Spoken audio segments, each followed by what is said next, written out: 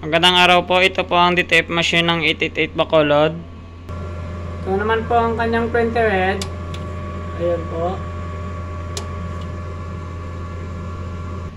Heat clean. Punasan ng wiper pagkatapos mag-heat clean. Pati na rin po ang capping. Nozzle test.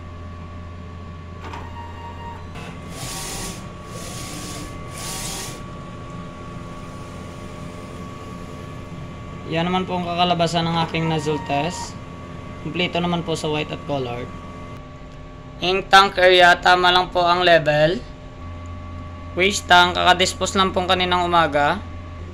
AVR at saka ground wire.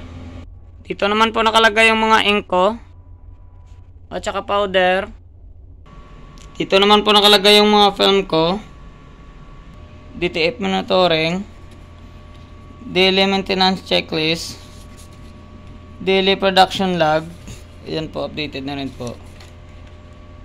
Ito naman po sa consumable ko sa white, black, yellow, magenta, at saka cyan. Ito naman po yung sa film ko at powder. Updated na po sa system yung weekly physical inventory at daily output. Yun lang po.